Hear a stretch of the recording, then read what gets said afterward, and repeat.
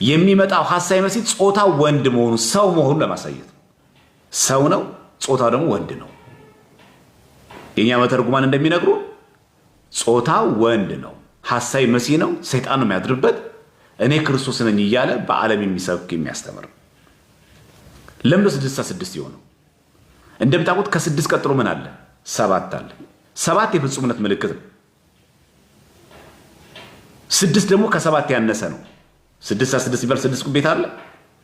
ይሄ ምን ለማለት ነው? ባጭሩ 7 የፍጹምነት ምልክት እንደሆነ ሁሉ ፍጥረት የተፈጠረበት 7 ቀን ነውና 7 ጊዜ እንደተጠራ ብር ተብሎ ልክ እንደተገለጸው እንደው እንትናም ነዕማንም የዮርዳኖስ ወንዝ ስንት ጊዜ ብቅ ጥልቅ ያለው? 7 ጊዜ። 7 በመጽሐፍ ቅዱስ ላይ የፍጹምነት ምልክት ነው። ስለዚህ ባጭሩ 6 መሆኑ የዚህ የሐሳዌ መሲህ ግዛቱ በዚህ ዓለም ላይ ገዝቶ መኖሩ ገዥ ሆኖ መኖሩ እኔ ክርስቶስ ነኝ ያለ የሚኖርበት ጊዜያዊ መሆኑን ለመግለጽ ነው። ጊዜያዊ መሆኑ 7 የፍጹምነት ምልክት ነው። የክርስቶስ ደግሞ መንግስት ዘላለማዊ መሆኑን ለማሳየት ነው። ስለዚህ በ6 የተገለጸበት ምክንያት አንደኛው የወንድ ልጅ ጾታ ያለው ሐሳዌ መሲህ ሰው ነው፣ ጭራቅ አይደለም፣ አውሬ አይደለም፣ ሌላ የሚያስፈራ መልክ ያለው አይደለም፣ ሰው ነው። ብዙዎቻችን ይህን በምንሰማበት ጊዜ እንደውም እንደቀላል አድርገን የምናስብ ሰዎች አለን። ማለት ያው እንደዚህ ብሎ ይመጣን ያምናለው ምናምን የሚለው ማለት ነው። ግን አይደለም፣ እንደዛ አይደለም። በእኛ ዘመን ቀላል ያለ ምሳሌ መውሰድ ይቻላል። አዲስ አበባ ላይ እህተ ማርያም ስንት ደጋፊዎች ነው ያሏት? በየሰፈሩ በየመንገዱ ያለው አጥማቂ ስንት ግሩፕ ደጋፊ ያለው? አጥማቂ ነው እንግዲህ ያስቡት።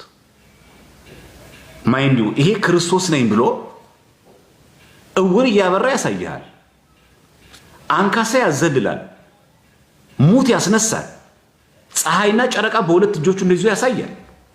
ማን ነው ማያምነው? ያውም የኛ ዘመን ሰው ሙት ያስነሳል ካልን፣ እውር ያበራል ካልን የፈለጋችሁን ተአምር ያደርጋል። ያ ማለት የታመመ ሰው ጭምር ይፈውሳል ማለት። አሁን ይሄንን ምልክት እያየ የማያምን ሰው እንኳን የሐሳዌ መሲህ መጥቶ ቀርቶ እንኳን ፀሐይና ጨረቃን በእጆቹ ይዞ ቀርቶ እንኳን ድንቅ ታምራትን አድርጎ ቀርቶ እንዴ እኔ ማርያም ነኝ ማርያም ተናግራኛለች ብላ እየነገረች ያለው የአዲስ አበባ ሕዝብ በስንት ነገር ነው የተበላ ያለው? ይሄ እኮ ክፍለ ሀገር አይደለም፣ ገጠር አይደለም እኮ ይሄ የሆነ በጣም የኢትዮጵያ ሪሞት ኤሪያ ያለ ማህበረሰብ እኮ አይደለም። በየሰፈሩ በየአጥቢያው በየጎረቤቱ ቤተክርስቲያን ያለው ቃለ እግዚአብሔር የተነገረባት አዲስ አበባ ምድር ላይ በተማሪ የሚሸውድ ማህበረሰብ ባለበት ሐሳዌ መሲህ ቢመጣ አሁን አልሰሰት የሚል ሰው ማን ነው? ስለዚህ ብዙ ጊዜ እንደዚህ አይነት ነገሮች ተብሎ ሲሰጡ እኔ እኮ ብዙ ማለት አይደለም። በአንጻሩ በዚህ በኩል ገልብጠን ምን ነው ሀብት ፍለጋ ጠንቋዮች የሚሄዱ ሰዎች የሉ፣ ዘንዶ የሚቀልቡ ሰዎች የሉ፣ ቱጃር ለመሆን ባለ ሀብት ለመሆን ብለው የሚያረጉት የሉ። ታዲያ ሐሳዌ መሲህማ ተገልጾ የሚመጣ በአካል እኔ ነኝ ቢላቸው የፈለጋችሁን ሀብት ሰጣለሁ ቢላቸው ላይገዙ ናቸው እነዚህ ሰዎች? የአንዳንዶች ሰዎች ሀብት ራሱ ምንጩ ጤናማ ያልሆነ ሀብት የለም። ያውም እኮ እነዚህ ሰዎች ጠንቋይ ያለበት ቦታ ሄደው ገብረው ሃይማኖታቸውን ሸጠው ራሳቸውን ክደው ሀብታም ለመሆን ባለ ሀብት ለመሆን ግን ማታ እረፍት የሌላቸው ሰዎች አሉ። ሐሳዌ መሲህ መጥቶ ሀብት ሰጣለሁ ለኔ ተገዛልኝ ቢባል ላይገዙ ናቸው እነዚህ ሰዎች። ስለዚህ አንዳንድ ጊዜ ይህንን ጉዳይ በምንማማርበት ጊዜ እኔ እንኳን ብዙ አይደለም አንበል፣ እግዚአብሔር ይጠብቀን እንጂ ሁላችንም እኔ አልስትም ልልን አንችልም። ጌታችን ነግሮናል ይሄንን። ያቺ የመከራ ቀን ባታጥር ኖሮ ስጋ ለባሽ ሁሉ ባልዳ ነበር ያላት ናት። ለተመረጡ ስትባል ታጥራለች የተባለች ቀን ናት። ስለዚህ ማንም ሰው አልስትም ማለት አይችልም። መንፈሳዊ ነኝ፣ ዲያቆን ነኝ፣ አገልጋይ ነኝ፣ ማን ነኝ እኔ ማንም አያስተኝም ምናምን የሚባል ነገር የለም። ስለዚህ ባጭሩ 66 የሚለው አንደኛው ፍቺ የሰው ቁጥር ያለው መሆኑን ለማስረዳት ነው።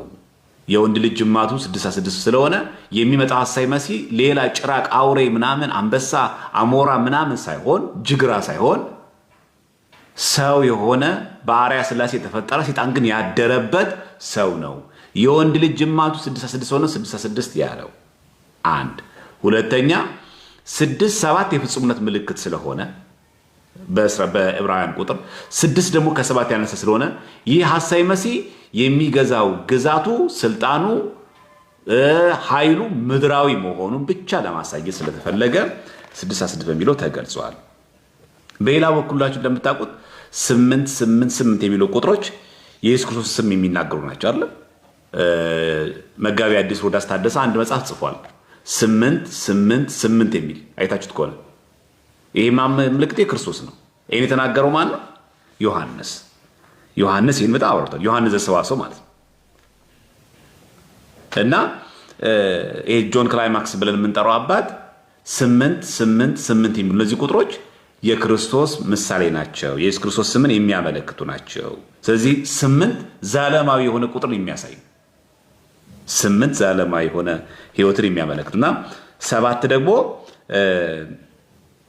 በዚህ ምድር ላይ ያለውን 7 ፍጹምነት ምልክት አለ። በዚህ ምድር ላይ ያለውን ዘላለማዊ ሕይወትን የሚያመለክት ነው። ስለዚህ 8ኛዋ ቀን አይደለች እሁድ የሚጀምረው በዛ ምክንያት ነው። እንደምታውቁት ዕለት የሚጀምረው እሁድ ነው አይደል? 1 እሁድ፣ ሰኞ 2፣ ማክሰኞ 3፣ ሮብ 4፣ ሐሙስ 5፣ ዓርብ 6፣ ቅዳሜ 7። ከዛ 8 ብሎ የሚጀምረው የትኛው ነው? እሁድ። እዚህ 8 የምትለው ፍጥረት የሚጀምርበት። ለዚህ ነው ወንድ ልጅ ሲገረዝ ራሱ በ8ኛው ቀን የሚገረዘው። ወንድ ልጅ ሲገረዝ በ8ኛው ቀን ይገረዛል፣ አዲስ በሆነ በተጀመረበት ማለት ነው። ስለዚህ የሚያሳየን ነገር ምንድነው? በብሉይ ኪዳን ግዝረት በ8ኛው ቀን የሆነበት ምክንያት የጌታ ትንሣኤም በዕለተ እሁድ ነው የሆነው፣ ማልዳ ማለት ነው በ8ኛው ቀን። ከዚያም ደግሞ በሐዲስ ሳምንት መጀመሪያ ላይ መፈጸሙ ጌታችን መሆኑ የሚያስረግጥልን ነው። በ8ኛው ቀን ነው ልጅ የሚገረዘው። 7 ቅዳሜ ናት፣ 8 እሁድ ናት። በአዲስ ቀን ግዝረት ደግሞ በምን የተተካው? ግዝረት በጥምቀት። ጌታችን ከሙታን የተነሳው መቼ ነው? እሁድ ቀን። ትንሣኤው መቼ ነው? እሁድ ቀን። ስለዚህ 8 የምትለዋ ቁጥር የክርስቶስን ዘላለማዊ የሆነ መንግስትን የምታመለክት ናት። ስለዚህ 6 ቁጥር ከ7 ያነሰ ስለሆነ ይሄ አውሬው የተባለው ሐሳዊ መሲህ ጊዜያዊ እንደሆነ ለማመልከት የሚያገለግል ቃል ነው። ስለዚህ ሙሉ በሙሉ ፍጹም እንዳልኩ ለማሳየት 6 ተባለ። 7 የፍጹምነት ምልክት ነው። 8 የክርስቶስን ዘላለማዊ ሕይወት የሚያሳይ የሚገልጽ ነው። ሄሬኔዎስ የተባለው ቤተክርስቲያናችን አባት ከቀደምት አባቶቻችን 66 የተባለበት ምክንያት ሲያብራራ ምንድን ያለው? ሁሉንም አይነት ክፋትና ተንኮል፣ ኃጢአት፣ ሁሉንም አይነት የማሳሳት ስልት ሲስተም የሚጠቀም መሆኑን ለመግለጽ ነው። ስለዚህ ማንኛውም ተቀናቃይ ቢቀርብበት ድል ያደርጋ ይላል ሄሬኔዎስ የተባለው አባት። ኤራኔስ የተባለው አባት ይህን ይተረጉማል ማለት ነው ስለ 66 ሲናገር። ስለዚህ 66 የሚለው ቃል ይላል ማንኛውም አይነት ማሳሳቻ መንገዶች፣ ማንኛዎቹ ሐሰት ነገሮችን፣ ማንኛውም ክደት ነገሮችን እንደሚናገር ለማሳየት 66 ብሎ ይላል ሄሬኔዎስ ወይ ደግሞ ሄራኔስ ብለን የምንጠራው አባት። በ3 መንገድ ይከፍላቸዋል ሄራኔስ 66 የሚለውን። አንደኛው 600 አለበለ 666 አለ የሚለው 66 የሚለው ቃል ስናነበው 666 ማለት አይደል? 600 ከዛ 60 ከዛ 6 አይደል? 666 666 እንላለን ማለት ነው። 600 የሚለው ቃል ማየ አይህ የጥፋት ውሃ ዓለምን በንፍር ውሃ ሲያጠፋ ኖህ የ600 ዓመት ሰው ነበር። ለዚህ ነው 666 ማለት። አንደኛው 600 ያለው ምክንያት ምንድነው? ዓለም በንፍር ውሃ ሲጠፋ ኖህ የስንት ዓመት ሰው ነበር? የ600 ዓመት ሰው ነበር። የዛን ጊዜ የነበረ ሰው የሚኖርበት ዕድሜ የምናውቀው ስለሆነ 60 660 ሚላል 60 የተባለ ደግሞ ናቡከደነጾር ንጉሱ ማለት ነው ያሰራው የጣዖት ምስል ቁመቱ ስንት ክንድ ነበር? 60 ክንድ ነበር። ጣዖት አምልኮ ይነግሳል ማለት ነው። በ66 ጊዜ ጣዖት አምልኮ ይነግሳል ማለት ነው። ልክ ዳንኤል 3:2 ላይ የምናገኘው። ከዛ 666 አለ የምትለው 6 ደግሞ የወርቁ ምስል ወርዱ 6 ክንድ ነበር። ይኸው ደግሞ 3 ደቂቅ ለምስሉ አንሰግድም በማለታቸው ወደ እሳት የጣሉ ናቸው። ይሄ ዳንኤል 3 ላይ የምናገኘው። ስለዚህ 66 የሚለው ቃል የነዚህ ሁሉ ጥምረት መሆኑ ሄሬኖስ ነው የሚናገረው። ይሄንን በ3 ከፍሎ ማለት 600 የሚለው ዓለም በንፍር ውሃ ሲጠፋ ኖህ የ600 ዓመት ሰው ነበረ። ስለዚህ ዓለም በንፍር ውሃ እንደጠፋች መጥፊያዋ እንደቀረበና እንደጠፋች እንዲሁ ደግሞ የዓለም ማለፏ መቅረቡን ለማሳየት 666 የሚለው ቃል ቁጥሩ የሐሳዊ መሲህ 600 ያለው የዓለም መጥፊያ ልክ በኖህ ዘመን እንደጠፋው መጥፊያዋ ስለቀረበ የዓለም ሰማይና ምድር ስለሚያልፉ ቃሉ ነው የማያልፈው እንጂ ሰማይና ምድር ስለሚያልፉ ማለፊያዋ መቅረቧን እንድንዘጋጅ 600 የሚለው ቃል ያለው 660 ደግሞ ትላለች። ናቡከደነጾር ያቆመው ሐውልት ስንት ክንድ ነበረ? 60 ክንድ። ስለዚህ ጣዖት አምልኮ ይመጣል ማለት ነው። በሐሳዊ መሲህ ዘመን በይፋ ኦፊሻሊ ሰው ጣዖት ያመልክ ሐሳዊ መሲህን አንተ ክርስቶስ ነህ ይላል። ቤተ መቅደስን ያፈርሳል፣ ካህናትን ይገላል። ኦፊሻሊ ፍርድ ቤት የለም፣ ፖሊስ የለም፣ ህግ የለም፣ ምንም የለም። የትኛውም ዓለም ነው። ኢትዮጵያ ውስጥ ህግ ቢጓደል መንግስት ቢያሰድረው አንድ ሰው ሀገር ቀይሮ ይሄዳል። አሳይለም ጠይቆ ጥገኝነት ሌላ ሀገር ይኖራል። ሐሳዊ መሲህ ግን በዚህ ዓለም ላይ በሚንቀሳቀስበት ጊዜ እዚህ ሀገር ላምልጥ ቢባል የለም። ሁሉም መንግስታት የሱ ናቸው። ፍርድ ቤቱ የሱ ነው። ባለስልጣናቱ የሱ ናቸው። የሀገር ፕሬዝዳንቶቹ፣ ፓርላማው ሁሉ የሱ። ስለዚህ አሁን ያለው የገበያ ስርዓቱ ወደዛ የሚቀይር ነው። አይታችሁ ከሆነ መጀመሪያ ስንገባ የነበረው ምን ነበረ? በአሞሌ ጨው አልነበር? በአሞሌ ጨው። ከዛ ወደ ባንክ ስርዓት ገባን። ከዛ የባንክ ቡክ መጣ። ከባንክ ቡክ ደብተር ደግሞ ወደ ኤቲኤም ተሸጋገርም። ከኤቲኤም ደግሞ ወደ ሞባይል ባንክ ተሸጋገርም። ከሞባይል ባንክ ደግሞ ወደ የምታውቁት ክሬዲት ካርድ ሄዷል ዓለም። ክሬዲት ካርድ ካለቀ በኋላ ወደ ማይክሮቺፕ ይቀየራል። በሰውነት የሚቀበር ማለት ሁሉ ጎዳናዎች ወደዛ ነው የሚያመሩት። አይታችሁ ከሆነ ቻይና ውስጥ አሁን ለምሳሌ አንድ ሰው የትራፊክ መንገድን ጥሶ ቢሄድ የአንድን ግለሰብ ለማወቅ ያንን ሰው አቁሞ መጠየቅ አይጠበቅባትም። በየመንገዱ የተተከሉት የደህንነት ካሜራዎች የዛን ሰው ፊቱና አይኑ ብቻ ለይተው አይኑ ለብቻ በመብራት ግለሰቡ ማን ሆኖ ዘርዝሮ ያስቀምጣል ኮምፒውተር። ይሄ ሰው እገሌ ነው፣ እድሜው ይሄን ያክል ነው፣ መንጃ ፈቃድ ያወጣው በዚህ ጊዜ ነው ብሎ ያወጣል። ዓለም የደረሰበትን ደረጃ እንድንመለከተው። ስለዚህ አሁን ወዴት የሚሄደው? ወደ ማይክሮቺፕ ሄዳማ። አሁን የምታውቁት የእኛም መታወቂያ አሁን የኢትዮጵያው ናሽናል አይዲ አይታችሁት ከሆነ ምንድን ዋናው ዓላማው? ምንም በቃ ማንም ሰው ሳያቆም ሳይጠይቀው በሰጠነው አሻራ ሰጠን የለ በቃ በአይናችን አይዴንቲፋይ ማድረግ ይችላል። ኢትዮጵያ ካሁን በኋላ በምትተክላቸው ካሜራዎቹ መኪና እየነዳ አንድ ሰው እየነዳ ባለበት እየነዳ ያለው ማን መሆኑን ካሜራው አይቶ መግለጽ ይችላል ማለት።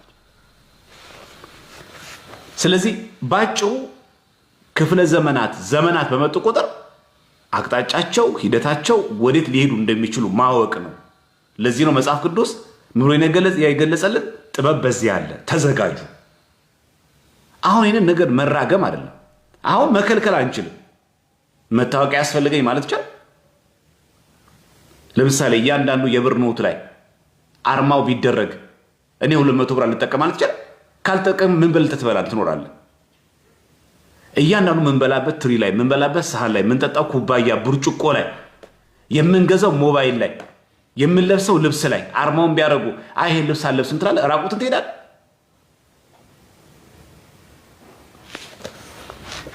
ምንድነው ቤተክርስቲያን የምታስተምረው በዚህ ጉዳይ ላይ? የግድ ሁሉም አርማ እሱ ላይ ካለ አድርገው ልብሱን። ነገር ግን አትመንበት። አሁን እንኳን መርጦ መልበስ ይቻላል፣ ችግር የለውም። ማንኛውም ከቤተክርስቲያናችን ውጭ የሆነ ስርዓት ልብስ ከሆነ እንመርጣለን። አሁን ቡቲክ ስንገዛ ምን ስናደርግ ስንሸምት እንጠነቃለን። ይሄ በእኛ በግላችን የምንጠነቀው ጥንቃቄ ነው። ግን ደግሞ ክርስቲያኖች ሐሳዊ መሲህ ሲመጣ ግን እያንዳንዷ የንግድ ተቋም እያንዳንዱ የሚወጣው የሚገባ ኢምፖርት ኤክስፖርት የሚደረግ ማንኛውም ነገር የእሱ አርማ ከሌለበት አይሸጥም፣ አይነገድም። ስለዚህ አሁን ወደ ሄሬኔዎስ ስንመለስና ሄሬኔዎስ ምን ብሎ የተረጎማቸው 6 የሚለውን 660 እና 6 በ3 ክፍል አድርጎ 600 የሚለው ዓለም በንፍር ውሃ ሲጠፋ ኖህ የ600 ዓመት ሰው ስለነበረ ልክ እንደዚሁ ሁሉ ዓለም መጥፋቷ መቀረቡን ለማሳየት 6 የሚለው አንደኛው 600 ያለው ለዚህ ነው ይላል። 660 ደግሞ የሚለው ደግሞ ናቡከደነጾር ያሰራው የጣዖት ምስል ቁመቱ ስንት ነበረ? 60 ክንድ ነበረ። 660 ከዛ 6 ምትር ቃለች አለ። ወርዱ ደግሞ ስንት ነበር? የምስሉ የወርቁ ምስል ወርዱ 6 ክንድ ነበር። ሶስቱ ሕፃናት አንተ ላቆምከው ምስል አንሰግድም፣ የምናመልከው አምላክ ያድነናል፣ ባድነንም እንኳን ያ ማለት ሰማዕት እንደሆነን እንድናልፍ እንኳን ፈቃዱ ቢሆን አንተ ላቆምከው ምስል አንሰግድም አሉ። ስለዚህ 6 የሚለው ሶስተኛው የሄሬኔዎስ ትርጓሜ ይሄ ነው። ስለዚህ ትርጓሜያችን ላይ እንደሚለው ቁጥሩ የሰው ቁጥር ነው ይላል።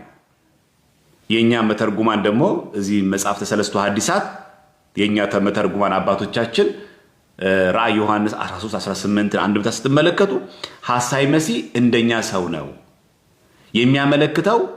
ቁጥሩ የሰው ቁጥር ነው ማለት ጾታ ወንደው ለማለት ነው የኛ መተርጉማን እና ይሉታል መርመሪያኖስ ይሉታል። መርመሪያኖስ ማለት ይሄ የዚህ ሰው የሐሳዊ መሲህ አነሳሱን ጭምር የኛ መተርጉማን ይናገራሉ። አንዲት ከነገደ ዳን የሆነች አንዲት ሴት የሙታን መካነ መቃብር ላይ ትቆምና ያ ማለት መቃብር ስፍራ ላይ ትቆማለች አንዲት ሴት ማለት። ከዛ ከነገደ ዳን የሆነ ሰው መጥቶ ይደፍራታል። ይሳ ትጮሃለች። ስትጮህ ምን ሆነች ነው ይሏታል። ተደፍሬና ሰው መጥቶ እንደምትለው እኔ በድንግልና ነው የጸነስኩት፣ እኔ ማርያም ነኝ፣ የምወልደው ደግሞ ክርስቶስ ነው ትላለች። ሎቱ ስብሐት። የሐሳዊ መሲህ እናት እንደዚህ ነው የምትለው። ይህንን ራእይ ዮሐንስ ምዕራፍ 13 ቁጥር 18 አንድምታውን ተመልከቱት አለላችሁ። የቃል በቃል በመቃብር ስፍራ ቆማ ከነገደ ዳን የሆነው ከ12ቱ ነገደ ዳን አይደል? ከዳን ወገን መጥቶ አንድ ሰው ደፍሯት የጸነስኩት በድንግልና ነው ትላለች። ምክንያቱም እኔ ክርስቶስ ነኝ ለማለት ምን መሆን አለበት? ከድንግል ማለት ወልጃለሁ ማለት አለበት። መጀመሪያ ሐሳዊ መሲህ የሚመጣው በእነዚህ ተታሎ በዚህ ተካቦ በዚህ ተሸፍኖ ይመጣል። ካባ ለብሶ ይመጣል። ተሸፍኖ ቅዱስ መስሎ ማለት። ከዛ ትጮኻለች፣ እኔ ድንግል ማርያም ነኝ የምጸንሰው ክርስቶስ ትላለች። ማይደርስ የለም 9 ወር ሲደርስ ትወልዳለች። ስትወልድ ይሄ ክርስቶስ ነው ትላለች። ሰይጣን ያድርበታል። ከዛ ይሄ ሰይጣን ያደረበት ሰው እኔ ክርስቶስ ነኝ ይላል። ከዛ ተአምራትን ይሰራል። የሱ ምልክትና አርማ የሌለበት በሙሉ ያጠፋል። 6 የተባለው ይሄ ሕፃን ነው ባጭሩ። ስለዚህ በእኛ ቤተክርስቲያን ይሄን በተመለከተ ምን ማድረግ አለብን የሚለውን ነገር እንመለከተዋለን። እንደውም አንድ አረጋዊ አለ፣ ፓሲዮስ የሚባል አረጋዊ። ይሄው በቅርቡ ነው በ1994 ዓ.ም ከሞቱ አስቀድሞ አንድ ያየው ራእይ አለ። እዛ ራእይ ላይ ስትመለከቱ እያንዳንዷ በዓለም ላይ የሚደረገውን እንቅስቃሴ በሙሉ ስትመለከቱ ሐሳዊ መሲህ የመምጫውን ጥርጊያ ጎዳና እንደሚያቀኑ ሰፋ ያለ ትምህርት ሰጥቶ እናገኛለን። በተለይ በጽሁፍ በጣም ነው ያሰፈረው። ታዲያ ደግሞ ከቀደምት አባቶች ውስጥ ደግሞ አንዱ የሆኑ ደግሞ ሂፖላይተስ አብዱሊዘሩም የተባለው አባት ደግሞ ይላል ይህ 66 የሚለውን ቁጥር አይተን ዝም ብለን ለሰዎች እንዳትለጥፉ ይላል። ሂፖላይተስ ነው የሚለው ምን በሚለው መጽሐፉ ላይ ትሬትስ ኦን ክራይስት ኤንድ አንቲክራይስት የተባለው መጽሐፉ ላይ ሂፖላይተስ ደግሞ አብዱሊዘሩም ለምንጠራው የሆነ ሰው ክፉ ሰው አያችሁት 66 ነው አትበሉ ይላል። ሄራኔስ ማን ነው ይቅርታ ፖሊካርፐስ የተባለው ማን ነው ሂፖላይተስ የተባለው አብዱሊዘሩም የተባለው አባት። ለምሳሌ አንዳንድ ሰዎች ቁጥር ከዚህ ጋር ሊገናኝ ይችላል። ለምሳሌ አንዳንድ ሰዎች እነዚህ ቁጥር ያገናኙ ይላል ቁጥሩ ሲደምሩት እኮ ይሄ ይመጣል የሚል ሰው አለ አይደል? ልክ እንደዚህ ሁሉ ሂፖላይተስ የአብዱሊዘሩም ይላል። ለምሳሌ ይላል ቲታን ወይም ደግሞ ኢቫንታስ የተባሉ ስሞች ስታዩቸው ይላል ቁጥራቸው 66 ነው። ይሄ ማለት ግን ቲታን የተባለው ሰው 66 ነው ማለት ግን አይደለም ይላል። ኢቫንታስ የተባለው ሰው የአውሬው ስም ያለበት ነው ማለት ግን አይደለም ይላል። ስለዚህ አንድ ሰው ዝም ብሎ ብድግ ብሎ አንድ ሰው 66 ነው አይደለም የሚባለው ማለት ነው። ይሄ በጣም ድቅቅ ይፈልጋል። ስለዚህ በእኛ ቤተክርስቲያን ይሄን ትምህርት ተመለከተ ያለን ትምህርት የጠራ መሆን ልናውቀው ይገባል። ስለዚህ ሐሳዊ መሲህን በተመለከተ የሐሰት ትምህርቶች በተለያየ መንገድ ሊሰጡ ስለሚችሉ በተደጋጋሚ ጊዜ ሊሰጥ ስለሚችል ቁጥር በተመለከተ ያለ ምልከታ መጠንቀቅ አለብን። ስለዚህ 8 የምንድነው ብያችኋለሁ የኢየሱስ ክርስቶስ የስሙ መጠሪያ መገለጫ ነው። ስለዚህ የኢየሱስ ክርስቶስ ስም የሚያመለክተው 8 የሚለው የዮሐንስ ዘሰዋስው ወይ ደግሞ ጆን ክላይማክስ የሚባለው አባት የቁጥሮቹን ምንነት በስፋት አስተምሮ እናገኛለን ማለት ነው። ከዛ ቀጥሎ የምንረዳው ነገር ምንድነው? ይሄ ሐሳዊ መሲህ እንዴት አድርጎ ነው ሰዎችን ደግሞ ኮንትሮል የሚያደርገው? የመጀመሪያው በውድ ነው። በውድ ማለት ወዳችሁ እንድትገዙለት ይፈልጋል። ሁለተኛው ደግሞ በግድ ነው። በሁለት መንገድ ነው። በውድ ምልክቶችን በማሳየት ሰዎች የሚፈልጉትን በሙሉ በማድረግ ነው። በዚህ ዘመን ያለ ሰው ምን ይፈልጋል? የኑሮ ውድነቱ አናቱ ላይ የጦዘው ማህበረሰብ ምን የሚፈልግ ይመስላችኋል? ይሄ ማለት ነው። ስለዚህ ጥርጊያ ጎዳናውን እያቀና ነው። እዚህ ብዙ ሰዎች ሀብት ፈልጋል። ሀብት ሰጣለሁ እኔ ክርስቶስ መሆኔን ግን እመን ይልሃል። ታደርጋለህ። ይሄ ማለት ነው። መኪና መግዛት ፈልጋለሁ፣ ቤት መግዛት ፈልጋለሁ፣ እንደዚህ ማድረግ ፈልጋለሁ፣ ሁሉ ነገር አደርግልሃለሁ ይላል። ከዛ ደግሞ እዚህ ላይ የሚያሳድሩ ተጽዕኖ ደግሞ ተመልከቱት። ምን የሚል ተጽዕኖ? እኛ እሱን ተከትለን ሀብት አገኘን፣ ድህነታችንን ጥለነው አሽቀንጥረን ጣልነው፣ አንተ ለምን በድህነት ትማቅቃለህ ይባላል። ክርስቲያኖች ከፍተኛ መከራ ቢደርስባቸው ጊዜ ተነሳ። ነገራችን የማትጠብቁት ሰው ይሰነካከላል። የማትጠብቁት ሰው ያው የኛ የብዙዎቻችን ያው ክርስትና ሰው ላይ ተደገፈ ነው የምታውቁት። የሆነ ጳጳስ ዘንበል ሲል፣ የሆነ ሰባኪ ዘንበል ሲል፣ የሆነ ዲያቆን ዘንበል ሲል አብረን ነው እኛ ሆም እንለው። የኛ ፖለቲካችንም መንጋ ነው። ሃይማኖታዊ ትውፊታችን የምንከተለው በተለይ ዘመን ያለ ሰዎች መንጋ ነን። ሁሉ ነገር መንጋ ነው። አንድ አነጻጽሮ አንድ አመዛዝኖ ቤተክርስቲያን የሚከተላት የሚያምናት የለም። በአንድ የመጽሐፍ ክፍል በአንድ ጥቅስ ክር ይበጥሳል። አይበለውና ባለፈው ፕሮቴስታንቶች እንደሚያደርጉት አይነት አንድ ፓስተር እንዳደረገው የባንክ ቡክ አካውንታቸውን ይዘው ደብተራቸውን ይዘው ብር ይግባልህ እያሉ ያ ተአምር የምር ቢሆን ኖሮ ስንት ሰው መናፍቅ ይሆን ነበር? ሪል እናውራ፣ ስንት ሰው መናፍቅ ይሆን ነበር? በገንዘብ ነው። በገንዘብ ማይንድ በጥቅስ ምናምን እኮ አይደለም። በአስተምሮ በትምህርትም አይደለም። በጥቅስ አይደለም። በገንዘብ ብቻ ሄጄ ባንክ ቡኬ ላይ ፓስተሩ ጸልዮልኝ 2 ሚሊዮን ብር ገባ። የሄደው ሰው ሁሉ በሙሉ እንደ ተአምር ቢደረግለት ቢሆንለት ስንት ሰው ይክለው ነበር? እግዚአብሔር አሁን በመናፍቃኑ መሳለቅ አይደለም። ይህ እውን ሆኖ ብታዩት አንተ ጎረቤት ፕሮቴስታንት እንደዚህ አድርጎ ብታይ አንተ አትጠራጠር? ይሄው ተመልከት፣ ባንክ አካውንቲን ተመልከት፣ ባላንሱ ሄጄ እመጣለሁ ተመልከት ቢል አሁንም ቢሄድ እንደዛ ቢደረግ በሁሉም በገባ ሰው ላይ በገባ ቁጥር በሄዱ ቁጥር ይሄ ብር ወደ አካውንታቸው ቢገባ ስንት ሰው ይጠራጠር ነበር? አሁን በገንዘብ ነው ማይንድ ይሄ በገንዘብ ነው። አሰው ደግሞ የሞተው አባትህን አስነሳልኝ ብለኸው ሐሳዊ መሲህ ሙት ሲያስነሳ ብታየው ምን ልትሆን እንደምትችል ያቺ ቀምናክ እንደምታስጨንቅ ተመልከቱት።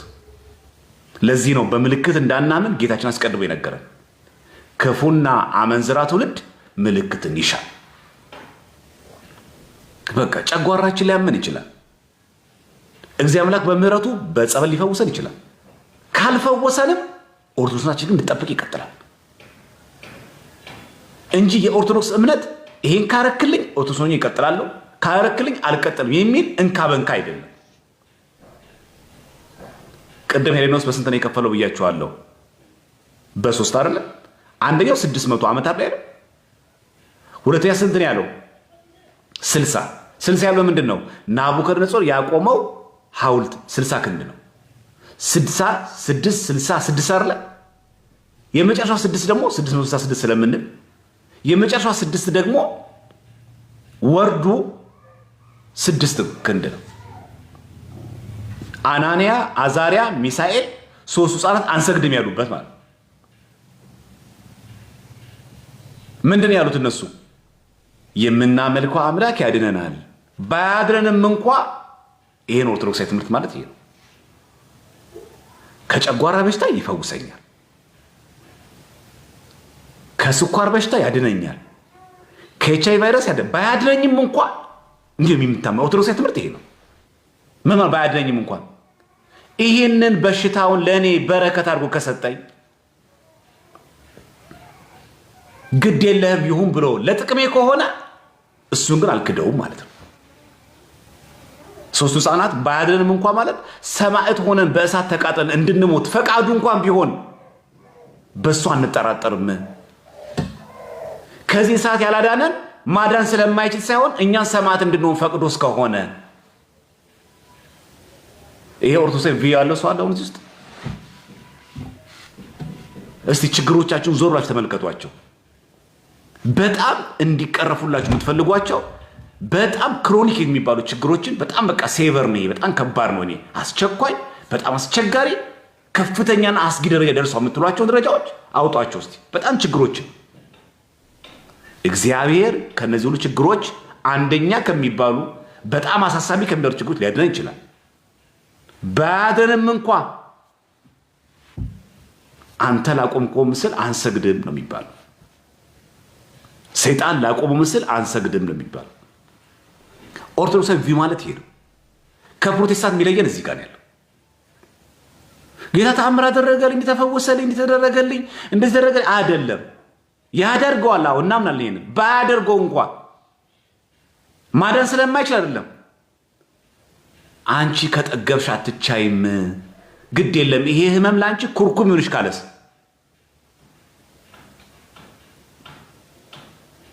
አንተ ስጠግብ አትቻልም፣ ከዚህ የከፋ በደል ለምትበድለው እና እቺ ትንሽ ኩርኩም ላድርግልህ ቢልስ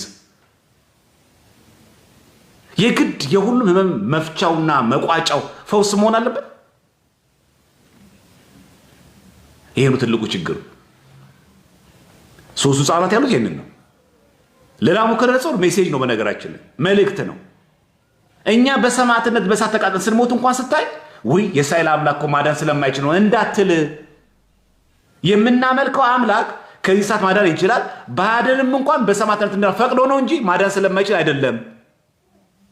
ስለዚህ በእሳት ተቃጥለን እንኳን ብንሞት ወይ ሞቱ ማሸው ተቃጥለው ቀሩ እንዳትል ነው። ኦርቶዶክሳዊ ትምህርታችን እኛ ይሄ ነው።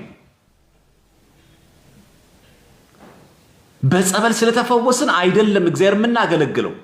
ባንፈወስም ቅዳሴው ማስቀደስ ስጋ ወድ መቀድ እንቀጥላለን። ስታደርገው ነው ማደርገዋል። ብዙ ጊዜ አሁን ስለተኛ ስለት ትልቁ ችግር ይሄ ነው። እንካ በእንካ ነው።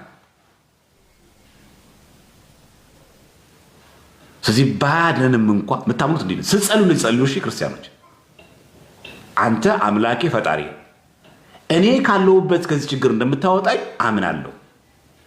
ነገር ግን ያንተ ፍቃድ እንጂ የኔ ፍቃድ አይደለም። በቃ እንደዚህ በሉት። ያለብኝን ችግር አንተ ታውቀዋለህ። ምን እንደሚያስፈልገኝ አንተ ታውቀዋለህ። ምን ውስጥም እንዳለውም ታውቀዋለህ። ሳንለምነው የምንሻውን አውቆ የሚሰጠን አምላካችን ነው። ባያድነንም እንኳን ባያደርግልንም እንኳን አንተ ማምለክን አንተው። ተቸግሬ ነው ምክር የበጠስኩት፣ ተርቤ ነው ሙስሊም የሆንኩት አይሰራም። መጀመሪያ ማይንድ ሴታችን ራሱ ኦርቶዶክሳዊ መሆን አለበት። 3 ደቂቃ ያስተማሩት ይሄንን ነው። ለዚህ ነው ሂፖላይትስ የተባለው አብዱሊዘሮም የተባለው አባት ትንቢተ ዳንኤል ሲተረጉም እንግዲህ አስቡት፣ 3 ደቂቅ የነበሩት በብሉይ ኪዳን ዘመን ነው።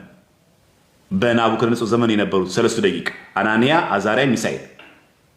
ሂፖላይተስ የተባለው አባት የነበረው በሐዲስ ኪዳን ነው። የመጀመሪያው በመቶ ክፍለ ዘመን አባት ሂፖላይተስ አብዱሊዘሮ ማለት ሃይማኖት አቡ ላይ።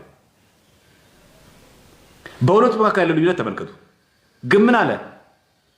ዩ 3 ቦይስ ሪሜምበር ሚ ይላል። እናንተ 3 ሕፃናት 3 ደቂቅ አናንያ፣ አዛርያ፣ ሚሳኤል ሆይ እባካችሁ አስቡኝ ይላል። ሂፖላይተስ የሚያለው ይህንን በብሉይ ኪዳን ዘመን የነበሩትን 3 ደቂቅን ኮሜንተሪ ኦን ዳንኤል ብላችሁ ግቡና ተመልከቱት። ሂፖላይተስ የጸለየው በዚህ አጋጣሚ ለሙታን መታሰቢያ መድረግ ብቻ ሳይሆን ላረፉ ቅዱሳን አማልዱኝ፣ ለምኑልኝ፣ አስቡኝ ብሎ መለመን ኦርቶዶክሳዊ ትምህርት ነው። ሂፖላይተስ አድርጎታል። በሱ ዘመን የሌሉትን 3 ሕፃናት 3 ደቂቅን አስቡኝ። ዩ 3 ቦይስ እኮ ነው የሚለው። እናንተ 3 ወጣቶች ወይ ሰይ ደግሞ ለምኑልኝ፣ አስቡኝ። ሪሜምበር ሚ ነው የሚለው። እንደውም አስቡኝ ይላል። አይታችሁት ከሆነ ባለፈው ቪዲዮ ሰርተን ነበር በዚህ ላይ ሂፖላይተስ ተናግሮታል። እና አንዳንድ የፕሮቴስታንት ወገኖቻችን ለሞተ ሰው ምናምን አስብ ብሎ መጸለይ፣ አሁን ማርያም ትሰማችኋለች 3 ደቂቅ ይሰማሉ እንዴ? እንደነሱ ሎጂክ ከሆነ 3 ደቂቅ ኢትዮጵያ ላይ ምድር ላይ እኮ የሉም። ኢትዮጵያ ውስጥም የሉም፣ ምድር ላይም የሉም። የትም ምድር ላይ በአጸደ ነፍስ ነው ያሉት፣ በአጸደ ስጋ የሉም። ግን ምን አለ ሂፖላይተስ? እናንተ 3 ወጣቶች ወይ እኔን አስቡኝ፣ ጸልዩልኝ ይላል። የት ነው ያሉት? በገነት። ይሄ አፄ ዘርዓ ያዕቆብ ነው የጀመረው። የመካከለኛው ዘመን ዝም ብሎ ጭማሪ ነው። 14ኛው ክፍለ ዘመን የተጨመረ ነው። አንብቡ። ማንበብ በጣም ጠቃሚ ነገር ነው። እናንብብ። አለማንበባችን ነው ትልቁ ጥፋት የሆነው። በነገራችን ላይ ድንቁርና፣ ሞት፣ ኃጢአት ውርስ አይደለም። በብሉይ ኪዳን ዘመን ውርስ አይደለም። በቃ ከእውቀት ነፃ መሆን ድንቁርና ነው። ከጽድቅ መለየት ኃጢአት ነው። ከእግዚአብሔር መለየት ሞት ነው። በቃ አለቀ። አልተፈጠሩም አብሮ ባህሪያችን አይደሉም። እግዚአብሔርን እያገለገሉ ሕያው መሆን ይቻላል። መልካም ነገር እየሰሩ ጻድቅ መሆን ይቻላል። ኃጢአትን አራቅ ነው ማለት ነው። ቃለ እግዚአብሔርን እየተማሩ በእውቀት መሞላት ይቻላል። ድንቁርና አራቅ ነው ማለት ነው። ድንቁርና፣ ኃጢአት፣ ሞት ባህሪያዊ አይደሉም። ማራቅ ይቻላል። ሞትን ድል እኮ መንሳት ይቻላል። ድል የነሳዋል የሚለው ሁለተኛ ሞት አያገኘው ማለት ለራእየ ዮሐንስ ያለ ድል የምነሳው ምኑን ነው? ኃጢአትን ነዋ። በጾም በጸሎት ድል ስነሳት ሞትን አናያትም። ስለዚህ እኛ የምንከተለው ተአምር ላይ ያለ ምልከታ በጣም መስተካከል አለበት። ጸበል ቦታ እንሄዳለን፣ ገዳማት እንሄዳለን፣ ጠበል እንጠመቃለን። እንካ በእንካ አይደለም። እንደዚህ ብላችሁ እንዳትጸልዩ ኦርቶዶክሳውያን። ደግሞ ምን እንዳትዘባበቱ። እገሌ ግን እግዚአብሔር አምላክ ለምን ደሞ አይመረው አይባልም። ምን ሆኖ ነው ግን እሱ ግን ይኸው ምናልባት እኛ ማናውቀው ኃጢአት ኖሮበት ይሆን አትበሉ። አንተን ማን ጻድቅ አደረገ? በጣም ጎበዝ እኮ አገልጋይ ነበረ። በጣም ጎበዝ እኮ ልጅ ነው እኮ አፍ ነው የሚያስከፍተው። ምን ሆነ እንደዚህ ታመመው? ምን ሆነ ችግር ሲወደቀው? የሆነ ነገርማ ለእግዚአብሔር የሚያውቀው አትበሉ። ጳውሎስን ማሰብ ነው። ጳውሎስ ውጋቶች ነበረበታል። ውጋት እኮ ነበረበት። ከፍተኛ የሆነ ሀዳጊት የምትባል ውጋት በሻ ነበረችበት፣ የጎን ውጋት። ሁለተኛ ቆሮንቶስ ምዕራፍ 12 ተመልከቱት፣ እዛ ላይ አለ። ጳውሎስ ምንድን ያለው? እባክህን አምላኬ ሆይ ደከምኩኝ፣ ይህ ውጋት በሽታ አቃተኝ። ጳውሎስ ሆኜ ያንተ ምርጥ ዕቃ ተብዬ በልብሴ ጨርቅ ድውይ ይፈውሳለሁ፣ አንካሶች ይዘላሉ፣ እውር ይበራል፣ ሙት ያስነሳል። ጳውሎስ ግን የራሱን በሽታ ግን ውጋት ግን ማዳመን አልቻለም። ለምን? ያቺ ደዌ ዘንጽ ስለሆነች ነው። ያቺ ደዌ ዘእሴት ስለሆነች ነው። ቅዱሳን ሲበቁ እንዳይታበዩ አንድ የሚያቀታቸው ነገር ይሰጣቸዋል። ለምን? እውር እንኳን ባበራ፣ አንካሳ እንኳን ባዘልል፣ በልሳን እንኳን ብናገር፣ የፈለግኩትን ገቢረ ተአምራት ባደርግም እኔን ግን የሚያቀታኝ አንድ ነገር አለ እንዲሉ በትዕቢት ያን ሁሉ መንፈስ የጸጋቸውን እንዳያጡ እግዚአብሔር አምላክ የሚያቀታቸው ነገር ይሰጣቸዋል። ከዚህ ጳውሎስ ምን አለ? ደከመኝ አለ። ምን አለው እግዚአብሔር አምላክ? ሁለተኛ ቆሮንቶስ ምዕራፍ 12 ላይ ኃይል በድካም ይገለጣል አይደል? በቃ ስደክም ኃይለኛ ሆናለሁ እኮ ነው ያለው ጳውሎስ። ደከመኝ አለ። ይሁን ግድ የለም እኔ ከዚህ ውጋት በሽታ ፈውሼ ማለት ነው እግዚአብሔር አምላክ። አንተ በጤና ኖረ እኔንማ ምን ይሳነኛል ብለህ በትዕቢት ይሄን ሁሉ ጸጋን ከምታጣው እቺ ውጋት በሽታን ታገሳትና መንግስትን ብትወርስ ይስቀልሃል። ጳውሎስን ያውቃተዋል። ጢሞቴዎስም ልክ እንደዚሁ ሆድ በሽታ መም ነበረበት። ሆዱን ያመው ነበር። ምን አለው ጢሞቴዎስ? አይ ሆድን ስለሚያም ሱባኤ ግባ ነው ያለው። ሆድን እኮ የሚያመው እኮ ስላልጸለይክ ነው ያለው። ሆድን እኮ የሚያመው የተበከለ ምግብ የተመገብክ ነው። ሆድን እኮ የሚያም እኮ የተበከለ ውሃ ስለምትጠጣ ነው፣ ያልታከመ ውሃ ስለምትጠጣ ነው ያለው አይደለም። ስለዚህ ለሆድ ህመም እንደ ወደ ባለ መድኃኒት ሂድ ነው ያለው። ይሄንን ቅጠል ጠጣ፣ ይሄን እንደዚህ ያለ ጸልይ፣ ጹም ያለው አይደለም። በጸው መጸሎት የሚወጣ አይደለም። ጢሞቴዎስም ልክ እንደ ጳውሎስ የበቃ ቅዱስ ነበር። እንዳይታበይ የተሰጠው ደዌ አለች። ደዌ ዘእሴት ትባላለች። ደዌ ዘንጽህ ትባላለች። የንጽህና ደዌ ቅዱሳን ሲበቁ እንዳይታበዩ በትዕቢት የተሰጣቸው ጸጋ እንዳያጡት የምትከብዳቸው አንድ። ከዛ ምን አለው? ስለ ሆድ ህመም ጥቂት ወይን ጠጅ ጠጣ አለው። ምን ማለት ነው? በቃ ማስታገሻ ከሆነ እሱ እንኳን አይለቅህም ነው እንጂ እኔ ልጸልይ ይላል አለው ጳውሎስ። አንተም ጸልይ አይደለም ያለው። አይተውህም፣ የታወቀ ነው። ለምን የማይለቅ ነዋ። ጢሞቴዎስ ተመልከቱ፣ እውር እያበራ ሙት እያስነሳ አንካሳ እያዛለለ የሆድ ህመም ግን በሽታ ነበረበት። የበቃ ቅዱስ ነው ጢሞቴዎስ። መልእክት የተጻፈለት ነው። አንደኛ ጢሞቴዎስ፣ ሁለተኛ ጢሞቴዎስ። አንተ ግን በተረዳህበት በተማርክበት ትምህርት ጸንተህ ኑር ማለት ነው። ከክፉ ጎልማሳነት ምኞት ሽሽ የተባለ ነው ጢሞቴዎስ። የበቃ ቅዱስ ግን አሞታል። ምን? ሆድ ህመም። እና ይሄ ጥቅስ ለስካር የሚጠቀስ ጥቅስ አይደለም፣ ለመጠጥ የሚጠቀስ ጥቅስ አይደለም። ይሄ ጥቅስ ስለ ሆድ ህመም ጥቂት ወይን ጠጅ ጠጣ አለው ካስታገሰልህ እንጂ ጸልይ ይተውሃል እኮ አላለው። ደዌ ዘንጽህ ነዋ። ከጥንቃቄ ጉለት የመጣ በሽታ አይደለም። ከአመጋገብ ስርዓት መቃወስ የመጣ በሽታ አይደለም። የተበከለ ምግብ በልቶ የመጣ በሽታ አይደለም። የተመረዘ ምግብ በልቶም አይደለም። ወይ ደግሞ ባለመጸለዩ ባለመጾሙ አይደለም። ቅዱሳን ሲበቁ ማይለቃለ። ለምን? ጢሞቴዎስ በሚያደርገው ገቢረ ተአምራት ጳውሎስን መስሎ ጳውሎስን አክሎ በቅድስና ሲመላለስ ይሄ ሁሉ የተሰጣው ጸጋ እግዚአብሔር በትዕቢት እኔን እኮ የሚያቅተኝ ነገር የለም፣ ሁሉ ነገር ላድርግ ስል የኔ እጅ ያደርጋል፣ ሙት ያስነሳል፣ እውር ያበራል፣ በዛ ላይ ወንጌል ሰባኪ ነኝ ብሎ እንዳይታበይ እኔን እኮ የሚያቅተኝ ነገር አለ ብሎ ፈጣሪውን እግዚአብሔር እንዳይረሳ የሆድ ህመም በሽታ ተሰጠው። ጳውሎስ ምን ነበረበት አልኳችሁ? ውጋት። ጢሞቴዎስስ የሆድ በሽታ ነው። እኛ ማን የሚሉት ታዲያ ቅዱሳን? እኛ እዚህ ውስጥ ያለን ሰዎች ሁሉም በሽታ የግድ ፈውስ ነው እንዴ መሆን ያለበት? ማን የሚሉን እኛ? የእነሱስ ዘንጽህ ነው።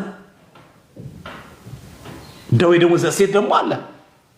የኢዮብ ከራስ ፀጉር እስከ እግር ጥፍሩ በቁስል ይሄ ደዌ ዘእሴት ይባላል። ዋጋ የሚያሰጥ ታመመ፣ አጣ፣ ሀብቱ ተመለሰለት። ማ? ኢዮብ። መጽሐፈ ኢዮብ ለምን እናገኛለን? ኢዮብ የታመመው ኃጢአተኛ ሆኖ አይደለም። ደዌ ዘእሴት ይባላል። ደዌ ደግሞ ዘኃጢአት ደግሞ አለ። እንደ ሳኦል መጥቶ የእግዚአብሔር መንፈስ ሲርቀው ምን ሆነ? እርኩስ መንፈስ ያስጨንቀው አለበት ሳኦልን። የእስራኤሉ የመጀመሪያው ንጉስ ዳዊት መጥቶ በገና ሲደረድር አለም ሲፈወስ የነበረው ደዌ ዘኃጢአት ይባላል። ሄሮድስ በምን ሞተ? በትል ተበልቶ ደዌ ዘመቅሰፍት ይባላል። ስለዚህ ስንት ደዌ ያለ ማለት ነው? 4። ቅዱሳን ሲበቁ እንዳይታበዩ ከንጽህናቸው ቅድስናቸው የተነሳ ትዕቢት እንዳያጋጥማቸው። በትዕቢት ምክንያት ሰው ናቸውና የሆነች ነገር ስተው እንዳይታበዩና ያ ሁሉ ጸጋ እግዚአብሔር እንዳያጥበት ቤት እግዚአብሔር ሲጠብቃቸው ለጥቅማቸው ሲል የሚያቀታቸውን አንድ ደዌ ይሰጣቸዋል። ደዌ ዘንጽህ ይባላል። እንደማን? እንደ ጳውሎስ፣ እንደ ጢሞቴዎስ። ሁለተኛው ደግሞ ደዌ ዘእሴት፣ ዋጋ የሚያሰጥ ያገኘው ሀብታም የነበረው ምንም ነገር ያልጎደለው ኢዮብ ታመመ። ቁስሉን ውሾቹ ላሱት፣ ግን ተመልሶ ተፈወሰ። ምን ይባላል? ይሄ ደዌ ዘእሴት ይባላል። እሴት ማለት ዋጋ ማለት ነው። ደዌ ዘእሴት ማለት ዋጋ የሚያሰጥ ለጥቅም ትታመምና በጸበል ተፈውሰ የእግዚአብሔር ተአምር እንድታረግ እግዚአብሔር ያደርጋል። ዋጋ ያሰጣል። ይተረፈረፍልሃል። ከዚህ በኋላ ቤትህ ይባረካል፣ ኑሮህ ይባረካል፣ ጓዳሽ ይስተካከላል፣ ልጆችሽ ያድጉልሻል። ይሄ ሁሉ ይቃናል። ምን ይባላል? ይሄ ደዌ ዘእሴት ይባላል። ልክ እንደ ኢዮብ መጀመሪያ ከነበረው ሀብት የበለጠ ምን አገኘ? እጥፍ ድርብ ሀብት። በጣም የሚገርም ነው። እጥፍ ድርብ ሀብት። ይሄ ቀረ የማይባል ሆነ ማለት ነው። ኢዮብ ሁሉ ነገር ተሳካለት፣ ቤቱ ሁሉ ሞላለት። መጀመሪያ ከነበረው እጥፍ በእጥፍ ነው ይሆናል። እስከ ስንት ትውልድ ድረስ አየ? እስከ 4 ትውልድ ድረስ። እንደውም ይላል እንደ ኢዮብ ሴት ልጆች የሚያማምሩ በዛ ምድር ላይ አልተገኘም እስኪባል ድረስ። ምን ያክል ቆንጆ ቢወልድ ነው ባካችሁ! ምድር ላይ ከነበሩ ሴት ቆንጆ ነኝ ከምትለው የበለጠ እንደ ኢዮብ ልጆች ያለ አልተነሳም። ይሄ ማለት ከበሽታው ከተፈወሰ በኋላ ደዌ ዘእሴት ይባላል። ሶስተኛው ደግሞ ደዌ ዘኃጢአት። ኃጢአት ሰርተን እግዚአብሔር አምላክ በደዌ ይቀጣናል። እንደማን? እንደ ሳኦል አትንካ የተባለውን የአማሌቃንን እርም ነገር ነካ። የእግዚአብሔር መንፈስ ከሱ ራቀ። እግዚአብሔር ሲርቀን ማን ነው የሚገባው? ሰይጣን። ስራ የፈታ ጭንቅላት የሰይጣን ላቦራቶሪ አይደለም የሚሆነው። ክፍት ሆነ። በቃ እርኩስ መንፈስ መጥቶ ያስጨንቀዋል። ዳዊት መጥቶ በገና ይደረድርለታል። ከዛ መንፈሱ ይርቅለት ነበር። የዳዊት የበገና መደርደር እርኩስ መንፈስን ያርቅለት ነበር። ደዌ ዘኃጢአት ይባላል። ቅዱስ መሆኑ የመጣ አይደለም ይሄ። ለበረከት የመጣበትም አይደለም ይሄ። ከሳኦል ከኃጢአቱ የተነሳ የመጣበት ነው። ደዌ ዘኃጢአት ይባላል። አራተኛው ደግሞ ደዌ ዘመቅሰፍት። ልክ ሄሮድስ ንግግር እያደረገ እያለ ህዝቡ ምንድን ያደረገው? ይሄ ድምፅማ የእግዚአብሔር ድምፅ ነው ሲሉት ምን አለ? አዎ አለ። ልክችን አዎ ሲናገር የእግዚአብሔር መልአክ መጥቶ ቀሰፈው፣ በትል ተበልቶ እዛው እየተናገረ እያለ መድረክ ላይ ልክ የአሜሪካ ፕሬዝዳንቶች ንግግር ያደረጉ የለ ወጥተው ዓመታዊ ንግግር ሲያደርግ ድምፁ እንዴት ነው የሚያምረው አሉት። ሄሮድስን ነው መጽሐፍ ቅዱስ ላይ ያለ እንግዲህ ሐዋርያት ሥራ ላይ የድምፁ ግርማ ሞገሱን ሰምተው እንዴት ነው ድምፁ የሚያምረው? የማ ድምፅ ነው ሲሉ የእግዚአብሔር ድምፅ ነው ሲሉ አዎ አለ። እግዚአብሔር በአምልኮቱ አይገዛደርማ። ለአምልኮቱ እግዚአብሔር ቀናይ ነው። የእግዚአብሔር መልአክ መጣ፣ በሰይፉ ነካው። እዛው እያለ እየተናገረ ባለበት በትል ተበልቶ እዛው በስብሶ እዛው ቀረ። እግዚአብሔር ከዚህ መቅሰፍት ይሰውራል። ደዌ ዘመቅሰፍት ይባላል። ስለዚህ ስንት ደዌ ያለ ማለት ነው? 4 ደዌ ዘንጽህ፣ የንጽህና ደዌ፣ ደዌ ዘእሴት፣ ዋጋ የሚያሰጥ ደዌ፣ ደዌ ዘኃጢአት፣ ከኃጢአት ምክንያት የተነሳ የሚመጣ ደዌ አለ። 4ኛው ደዌ ደግሞ ዘመቅሰፍት አለ። 4ቱ መጽሐፍ ቅዱስ ላይ አለ። ስለዚህ እኛ ጋር ያለው የሐሳዊ መሲህ መምጣት ጥርጊያ ጎዳና የሚያቀኑ ምልከታዎቻችንን ማረም አለብን ባጭሩ። ስለዚህ 666 የሚለው በግሪክ ቋንቋ ምን ማለት ነው? እክድሃለሁ ማለት ነው። ስለዚህ በግሪክ ፊደሎቹ 66 የሚለው አይድኔ ማለት ነው። በቃ አልቀበልም፣ ክድሃለሁ ማለት ነው። እክዳለሁ ማለት ነው። እውነት ነው። 66 ሲጀምር እግዚአብሔር ነው ካደ ነው። እና የኛ አሁን ፈውስ ላይ ያለ ምልከታ በጣም መስተካከል አለበት። በጣም አሁን እንኳን ስንት ውዝግብ ውስጥ እንደገባ የምታውቁት ነው። በጥቂት ነገር ሐሳዊ መሲህ መጥቶ ደግሞ ተአምር ሲያደርግ ደግሞ ተውት።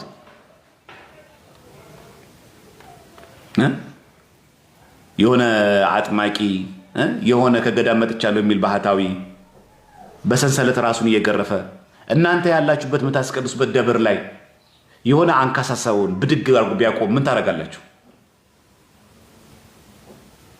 እውነት ልነጋገር ምን እናደርጋለን?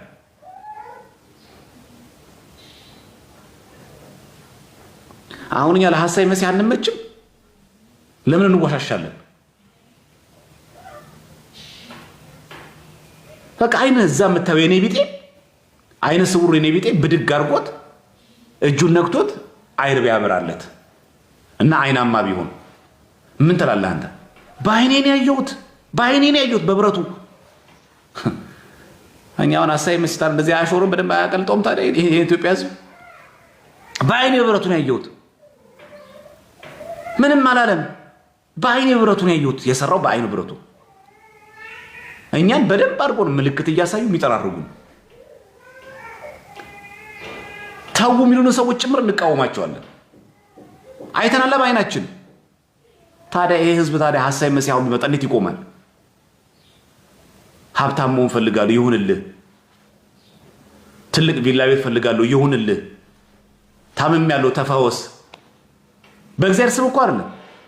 ሐሳዊ መሲህ ምልክት አደረገልህ። ጊዜያዊ የሆነ ሀብት፣ ጊዜያዊ የሆነ ጤና፣ ጊዜያዊ የሆነ እንትን እድገት ይሰጣል። ከዛስ? ስለዚህ ዝም ብሎ ሰው ላይ መፍረድ አይደለም። ማናችንም አናቆም የት ቦታ እንደምንቆም። ለዚህ ነው ብርሃነ ዓለም ቅዱስ ጳውሎስ ማንም የቆመ የሚመስለው እንዳይወድቅ ይጠንቀቃል። አትታበዩ። ብርቱ ጸሎት ያስፈልጋል። ክርስቲያኖች ድንገት የሚባል ተአምረኛ ቤት የለም። ይሄን የሚያደርገው እግዚአብሔር አምላክ ለተለዩ ሰዎች ወደ ድህነት ወደ እምነት እንዲመጡ ስለተፈለገ ክርስትናችን ድህነታችን ራሱ በአንድ በቅጽበት የሚሆን ድህነት የለንም። እኛ ተጠመቀ፣ ሜሮን ተቀባ፣ ስጋው ደግሞ ተቀበለ፣ በቃ ድና ጸድቃን ይበላል። እስከሙ ድረስ መጣ። ተጋድሎ አለው። ፈውስም ልክ እንደዛው ተጋድሎ አለው። እና የኛ የእምነታችን ጉዳይ አሁን በሐሳዊ መሲህ በተመለከተ ባለፈው ያነሳውላችሁ ይሄ መጽሐፍ አሁን የምንማማርበት ያለው ስለ 66 ያነሳውላችሁ እዚህ ላይ ነው ያለው። 66 የሚለው ቁጥሮቹን በተመለከተ ሄሬኖስ የተረጎመው ትርጓሜ በአማርኛ ተርጉሞታል። እዚህ ጋር ሳሙኤል ፍቃዱ የተባለው ወንድማችን እንዲሁም ደግሞ ስለ ሺህ ዘመን ክርስቶስ ከቅዱሳኑ ጋር መጥቶ 1000 ዓመት ይነግሣል ብሎ የፕሮቴስታንቶች ትምህርት ጭምር ስህተት መሆኑን ጭምር አጎልቶ እዚህ መጽሐፍ ላይ እናስቀምጣል። እዚህ መጀመሪያ ስለ ሐሳዊ መሲህ ያለ ምልከታ ኔጌቲቪቲ ወይ ደግሞ ፖዚቲቪቲ ከማስቀመጥ በፊት መጀመሪያ አስቀድሞ የቤተክርስቲያን ትምህርቷ ምን ነበር የሚለው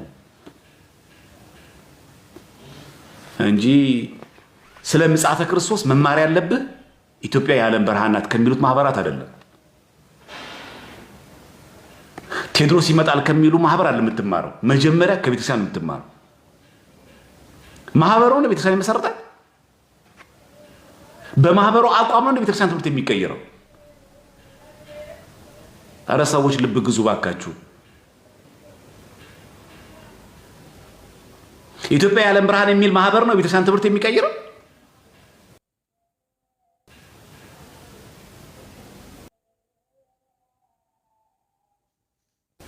ቴዎድሮስ ላል የሚለው ማህበር ነው ያን ትምህርት የሚቀይረው። ቴዎድሮስ ላል የሚለው ማህበር ነው ያን ትምህርት የሚቀይረው። ሪሼፕ የሚያደርገው እነሱ ናቸው።